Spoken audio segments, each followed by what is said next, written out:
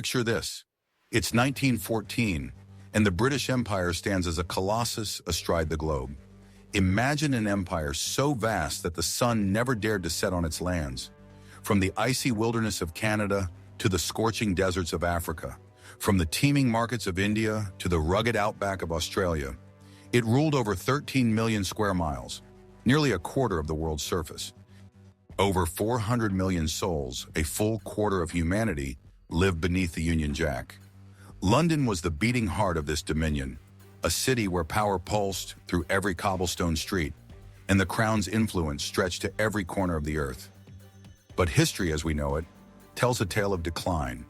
The Great War of 1914 battered this giant, draining its wealth and stirring rebellion in its colonies. World War II struck the fatal blow. By 1945, Britain was exhausted, its treasury empty, its grip on empire slipping. One by one, nations broke free, and by the 1960s, the once mighty British Empire was a shadow, its red-stained map fading into memory. But what if that sun never did set? What if the British Empire didn't crumble after World War II, but instead rose from the ashes, stronger than ever, thriving into the 21st century? Picture a world where London still reigns supreme, politically, economically, culturally. A world where the history we know takes a wildly different turn.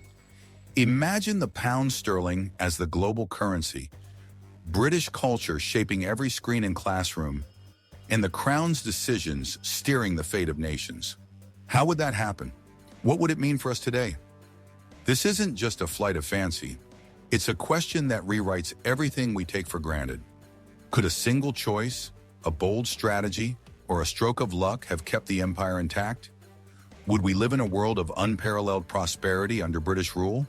Or would shadows of control darken the globe? In this video, we'll unravel that alternate reality, tracing the moments where history could have pivoted and exploring the consequences for our modern age. But here's the kicker. There's one hidden twist that could have changed everything. A secret spark that might have kept the empire's flame burning bright. So are you ready to step into a world where the British Empire never fell? Let's dive in and see what might have been. Ever wondered how different historical events could have unfolded and what the world might look like today because of those alternative events? Subscribe to our channel so you don't miss out on fascinating new videos exploring alternative history. Part 1. The Empire That Never Was. Let's rewind to a pivotal moment. 1945. World War II nearly shattered the British Empire. Exhausted, bankrupt, its colonies restless. Britain's treasury was drained, its morale battered, and the clamor for independence echoed from India to Africa. The empire teetered on the brink, and soon it would fall. But what if it didn't? What if, against all odds, Britain found a way to dodge the war's worst blows and emerge not weaker, but stronger? Imagine this. Britain sidesteps the financial ruin that sealed its fate. Perhaps through cunning diplomacy, Winston Churchill strikes a deal with the United States. Aid flows in, but without the suffocating terms that crippled Britain in our reality. Or maybe the empire's famed intelligence network pulls off a coup, thwarting Japan's attack on Pearl Harbor. America enters the war early. The conflict shortens, and Britain escapes with less debt and devastation. A lighter burden could have changed everything. Now let's push further. What if Britain leaned into its knack for innovation? During the war, they gave us radar, penicillin, and the jet engine. What if they'd gone bigger, harnessing nuclear power years ahead of schedule? Picture it, a breakthrough in the early 1940s, clean energy powering factories and cities across the empire. With this technological edge, Britain rebuilds swiftly, its economy surging while others limp behind. Suddenly, the empire isn't just surviving, it's indispensable. But power and prosperity alone don't hold an empire together. Loyalty does. Here's a bold twist. What if Britain reimagined itself as a federated empire? Instead of tightening its grip, it offers colonies like India, Canada, and Australia autonomy, not independence, but partnership. They stay tied to the crown, sharing wealth, defense, and decision-making. A voluntary union, not a forced one. Rebellion fades when you're an equal at the table. This could have been the empire's genius reinvention.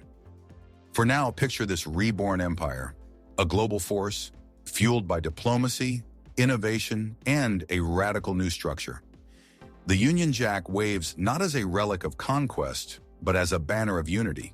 Could it endure? That's what we'll explore next. Part 2, A World Transformed. Fast forward to 2025. Britain isn't just a player. It's the superpower, rivaling the US and China. Its empire, a sprawling web of influence from India to Canada. The Union Jack flies over a quarter of the globe, and London's decisions ripple across continents. This isn't the empire of old, built on muskets and misery. It's a modern titan, part democracy, part monarchy, all power. Picture a world where the British Empire never faded, but instead evolved into a force that shapes every corner of human life. Start with language. English isn't just dominant, it's unrivaled. From Tokyo's tech hubs to Rio's favelas, it's the language of trade, treaties, and dreams. Want to climb the ladder? Master it, preferably with a crisp British accent. But it's more than words, it's a mindset. British ideals, liberty, rule of law, fair play, set the global standard. The Magna Carta lives, not as history, but as the foundation of a federated empire. Westminster pulses as the parliament for half the world, where delegates from Delhi to Durban craft laws under London's watchful eye. Then there's culture. Hollywood's a footnote. Londonwood reigns supreme. British cinema, music, and style flood the globe, infused with the empire's diversity. Indian sitars strum alongside punk guitars. Caribbean beats lift classic plays. It's a cultural tsunami, flattening rivals. American pop stars mimic Manchester slang. Cricket eclipses football. It's World Cup a planetary obsession. Tea reigns as the universal drink, sipped everywhere from Nairobi to lunar bases. Because yes, Britain rules space too. With boundless wealth and unity, it claimed the moon in 1970 and Mars by 2000, leaving others in the dust. But could it last? Power dazzles, but it breeds shadows. Beneath the empire's gleam, resentment festers. In the federated partners, once colonies, freedom is boasted but often bends to London's will. Taxes flow upward, dissent is smoothed over, and local voices chafe under subtle chains. The empire excels at soft power, culture, commerce, a whisper of MI6, but cracks are widening. Nationalists in Africa and Asia murmur of rebellion. Russia and China circle, hungry for a slice of the prize. What if resentment brewed beneath the surface, ready to erupt? So here's the question. Would this empire unite the world or choke it with control? Is it a shining beacon or a velvet-gloved tyrant? And what if the real threat isn't from rivals, but from within? There's a threat lurking, one that could topple it all. Conclusion. But here's the twist, the secret that secured its survival. What if back in the 1940s, Britain struck an audacious alliance with a rising Japan? Rather than foes, they became partners, merging British administration with Japanese industrial prowess and discipline. Together, they forged a Eurasian juggernaut, outstripping all competitors. Or perhaps the key was a hidden leap forward. Early nuclear fusion, perfected in clandestine labs beneath Oxford, granting Britain clean, limitless energy decades ahead of the world. This edge cemented its supremacy, transforming the empire into an unassailable force. So we're left to wonder, was its survival a gift or a burden we'd come to rue? Did it herald an era of peace and advancement, or did it stifle the world's rich tapestry beneath a single standard? And what if ultimately, the empire's truest legacy lies not in its victories, but in the lessons it imparts to those who follow? So what have we learned? If the British Empire never fell, our world would be unrecognizable. But better? That's the question that haunts us. Imagine a superpower reshaping politics, culture, and technology. Its influence a vast web stretching across continents. Its banner unfurled from London's ancient streets to the edges of the cosmos. A world where English is the tongue of billions, where railways and radio towers bear the crown's mark, and where the empire's ambition fuels a march toward progress. Yet even in this grand vision, it wrestles with its own demons.